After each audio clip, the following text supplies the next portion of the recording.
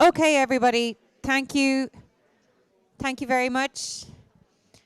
We'll obviously go back to our hand raising, but I'm going to start with the questions that I see on the spreadsheet here.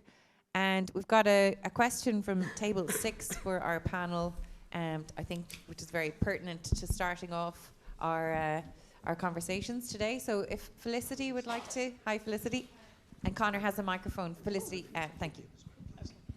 Hi, my name is Felicity. How do farmers receive information and training on best practices in preserving and improving biodiversity? Thank you for that, Felicity. I'll also welcome James from our expert advisory group, James Moran, to the table. He's going to assist in this Q&A. But would Helen or Dara like to take that? How are farmers informed about new schemes and practices? So there's various methods of knowledge transfer. So from a Teagasc point of view, Teagasc provide knowledge transfer to farmers. So we provide advisory services to farmers. So most farmers, 97% of farmers would have an advisor, either a public or a private advisor. Other studies have shown it's not only providing the advice, it's what who influences farmers. So there's multiple voices can influence farmer, but particularly family, advisors and other farmers. So there's methods of, for example, demonstration farms and events like that are also key methods of demonstrating or disseminating information to farmers. And Helen, would you like to follow up with that? I guess from our role is education within the university, so I guess a lot of who is coming in our door will be, or some of them at least, will be the young new generation of farmers. So they're receiving that kind of information through the lectures and through practicals and what have you there. That is, in some way how it's disseminated. And then we have our own research farm out at UCD Lyons Estate, and we would have farmer groups in there very regularly, talking to them about the research that's ongoing and the findings that we're getting there. So that would very much be the way we try to get information out. And I guess we're very lucky that we have access to the students through our lectures. We can bring that research and the findings of it to them very early on. Thanks, Helen. James? Yeah, as well as the universities across the country, we have also a range of agricultural colleges across the country that are through Teagasc Education as well, and further in training in education colleges. And a lot of farmers, particularly young farmers, in order to get some of the CAP supports for young farmer installation aid and some of the grants and higher rates of grants, they have to do what's called the Green Cert, so at a level 6. So the integration of biodiversity and environmental training within that Green Cert is hugely important for young trained farmers. For other farmers, there's a lot of discussion groups now set up around the country. With the agri-environmental schemes as well, there's a training component to them, so that the farmers who actually in the new agri-environmental schemes will have to attend annual training events with the teams that are running these as well. So there's more opportunities for that.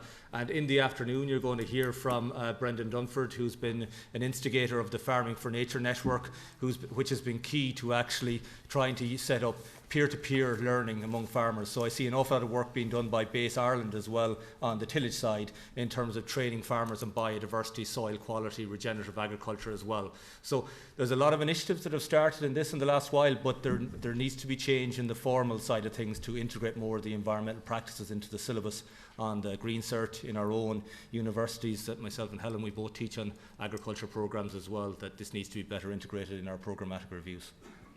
Thank you all. I'm going to go to table 10. It's a similar table, similar question that table 7 have, but I think it's Nicola that has a question there.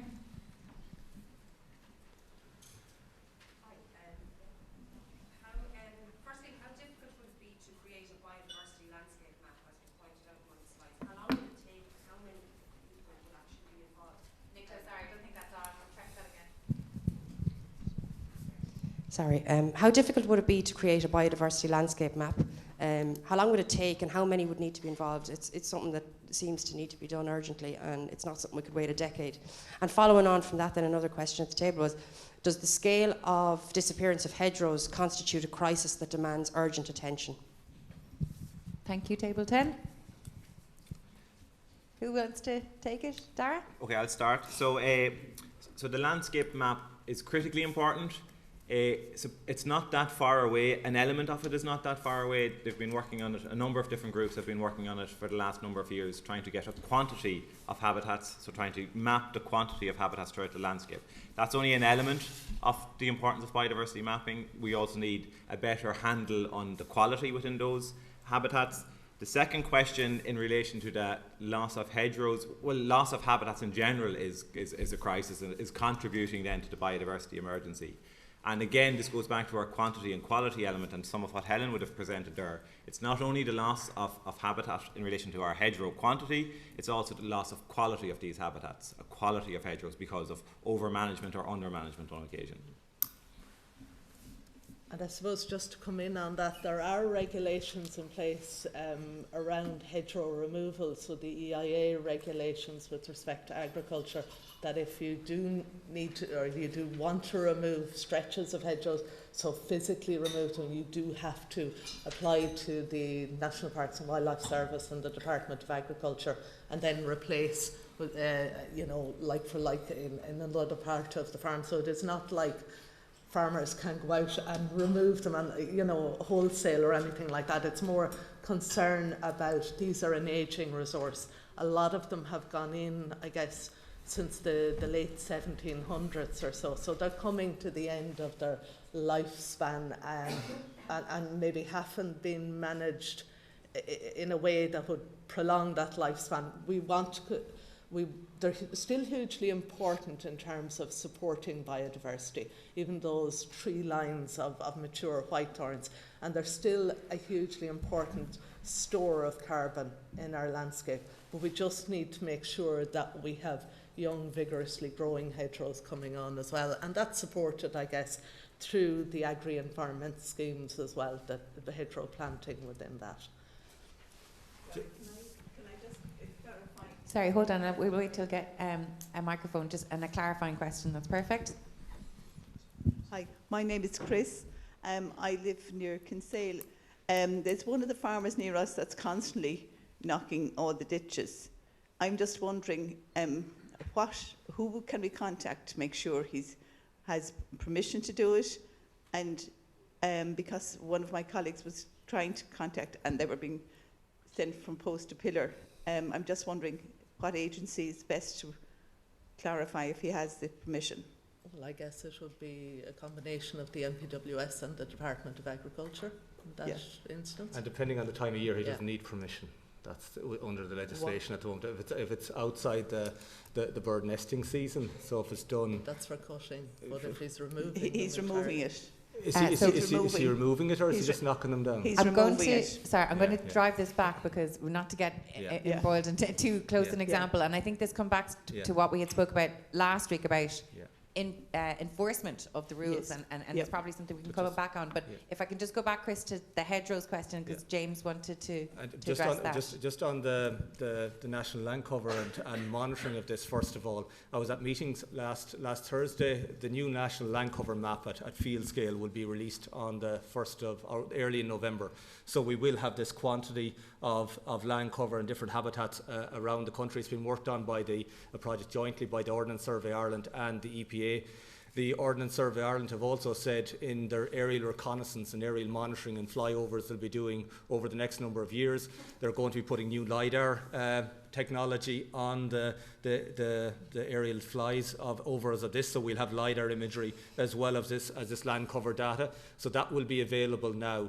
In terms then of scaling up that to an actual moving from quantity, we actually need to have a real grasp on quality, because quality is the issue, as presenters highlighted. We've been doing some work actually with Teagasc on this, and we have highlighted there's a real need for a national countryside survey akin to what's going on in the UK or Germany. We reckon that could be done on three-year intervals of resampling 1 kilometre windows in the landscape spread across different parts of the landscape. It would roughly cost in the region of 350 to 500,000, depending on whether it's done by an existing agency or not. you would need approximately 2 to 3 full-time staff, but at times of the year you would need additional field recorders to do this. It could be linked in with our national monitoring programme for biodiversity, either through the Biodiversity Data Centre or the restructuring of our National Parks and Wildlife Service. So this is all imminently doable. It's been done in other countries. We need this National Countryside Survey to do this. The OSI now will have the technology to step up to monitor this quantity on a regular basis using remote sensing technology.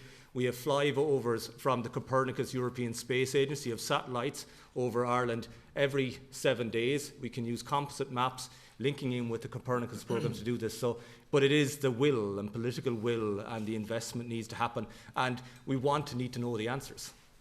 Thank you, James. I'm going to move on from that, and Chris, not to, I didn't want to brush by your question either, but I think the enforcement aspect and for the public to know where to go, that is obviously something that's coming out of those conversations. So maybe that's something we can address ourselves. Now, there's a lot of questions coming up in the spreadsheets about CAP. Would anybody like to ask anything specifically related to CAP, because it's coming up at a lot of tables? So table 5, Conor, can we get a microphone to Sheila on table 5, please? Thank you, Sheila. It appears from what Dara said that a one-size-fits-all approach to farmers in responding to biodiversity loss isn't feasible given the types of farming and the types of landscape, the difference in types of landscape and farming. In that context, how are the new agri schemes under the CAP, or are they, intending to tailor payments to individual farmers, individual farm settings, especially given what Helen noted about the lack of individualised data, so that lack of localised data? How will they actually measure impact so that they can give these achievement-based payments? Thanks, Sheila. So that's a great question. So one of the slides I presented was this new The Acres scheme, and it's been split into 2 sections. The Acres General, which is going along the lines of our one-size-fits-all or a more common measures approach. And the second main element that's coming in now is this Acres cooperation projects, which is working towards these cooperation projects, incorporating farmers, obviously, and managers, scientists, and advisors going out working with farmers to identify challenges from a biodiversity point of view, but also they have working on these results-based approaches. So they will have scorecards and indicator sheets to identify the quality of different habitats, and habitats that are scored highly obviously will receive a higher level of payment. So these are building on the EIP projects, which were small scale, geographically limited projects, and now for the first time we're scaling it up to a bigger, larger national scale. Now I'm sure James has additional commentary here. Yeah, we've done an awful lot of work on these results-based payment schemes and integrating these with locally adapted approaches led by the Byrne programme over the last 10 or 15 years. So Ireland has been seen as a leader on this, and now they're going to be scaled out to 20,000 farmers. There is potentially 50,000 farmers in very similar types of landscapes, but that is the capacity that's assessed at the moment as the state has the capacity to roll it out to approximately 20 and the budget for that. But it would require an increase in budget to roll it out on a wider scale. But I think we're at the cusp of a change on this here. It's the first time it's going to be done at this scale globally, actually. And if we can make it work, I think this can be used as a model to scale up the ambition for biodiversity across the country in a lot of different farming systems, across the intensive farming systems as well. But I'm not saying it's going to be easy, but we are it is a one positive that's there at the moment, that we are making that leap of faith now. But the budget is limited. So the capacity has to be built over the next number of years, so there's quite an amount of training required of existing advisory services, of the inspectorate within the government departments, and us all learning while doing. But we've made that leap of faith now, so I think that is a positive. But there are other aspects in the Common Agricultural Policy that is trying to be stacked on top of, that is a very shaky foundation. Sounds ominous. Maybe we'll come back to that later. I'm going to take one more question and then we're going to break for coffee before we hear from farmers. And remember, you can ask the same types of questions now to the farmers, listening to what it's actually like on the ground. But would anyone like to ask this panel one more question? I see one hand up. Hilary, it's yours. Table 1, please, Conor. Thanks.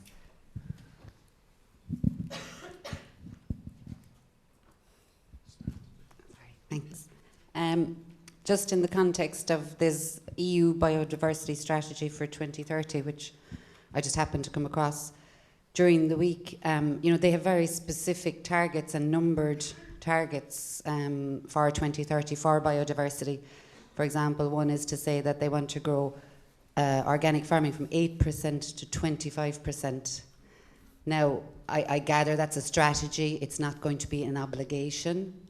But how does Ireland look at those numbers and sort of go, that's something we are or we're not going to target, And there's no obligation. I presume you might just clarify that. There's no obligation on us to move that way. But I presume organic farming is definitely better for biodiversity. But obviously it has challenges in terms of costs and outputs, etc.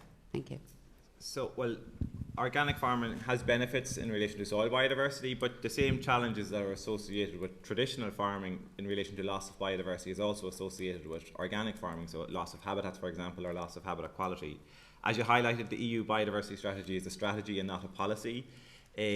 So in relation to from an organic point of view, where Ireland is striving towards, so the EU strategy is aiming for 25%, Ireland is striving towards 7.5% because we are starting off a very low base, which is currently at about 1.5%.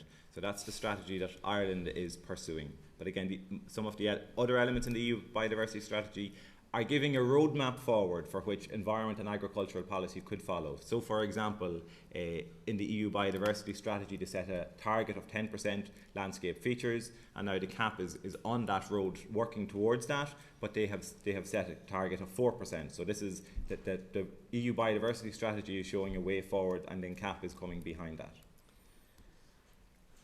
James, yeah. And Helen, yeah. I'll take James first and then Helen.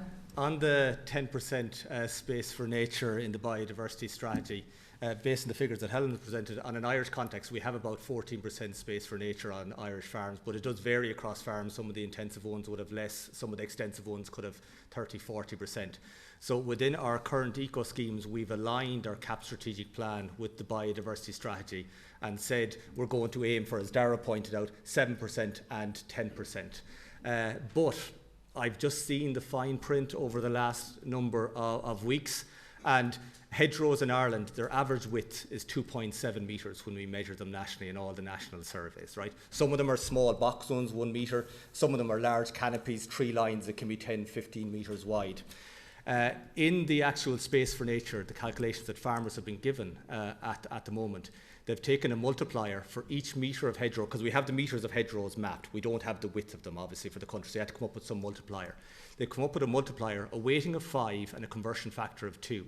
So they've assumed that all hedgerows in the country are 10 metres wide. They've assumed all stone walls in the country are 10 metres wide. They've assumed all drainage ditches in the country are 10 metres wide. So farmers have now got letters are not getting letters, but they've got on their ag food, their basic payments information system, your space for nature is 20%, 30%. And they're looking at, oh my God, I'm exceeding the EU biodiversity strategy targets, but it's hidden in these conversion factors. Can I just make a follow-up on that, James? If it's just a conversion factor, is that just something on a spreadsheet that we could correct?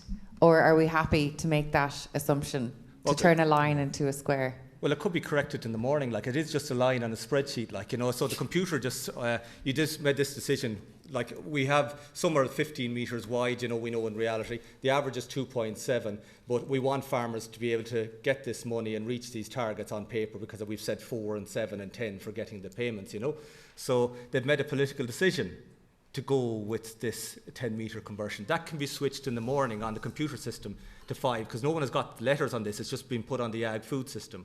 So you can change that cell in the database to go back to what I think would be more normal, would be, give people 5 metres, it gives people credit and incentivises them, and some people have higher, some people have lower. But at the moment, it very much is over-rewards the people who have a 1 metre wide hedgerow, and there's no incentive to improve that quality at all.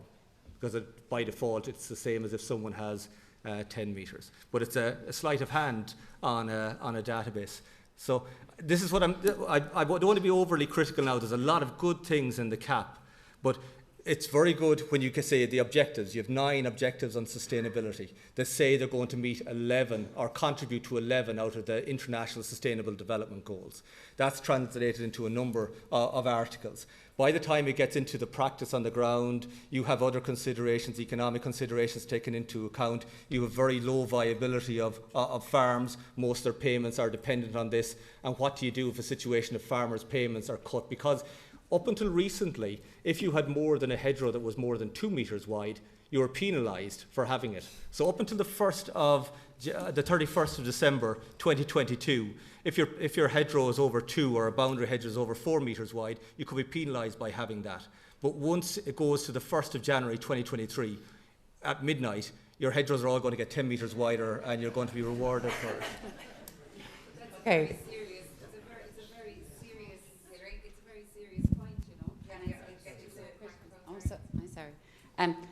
You know, it is funny, right? But it's so serious, and it's just like, this is typical of what you hear. And I'm not a farmer, but I'm from the countryside, and I grew up in a farm, I suppose, and I speak to farmers, and this is sort of the typical of the stuff that farmers are dealing with every day. And it's no farmer's fault. You know, farmers would make, if they're told they have this, they'll assume they have this, and then they're wondering, well, what's the problem with biodiversity? I have so much space for nature. The department have told me, you know. Now, thank you. And we'll speak to the farmers in this next panel. I want to give Helen the opportunity to respond to that question, going back to the EU biodiversity strategy and organic farming. Helen. Well, it's around the cap and of things and that, and absolutely, I agree with James that there are positives in there.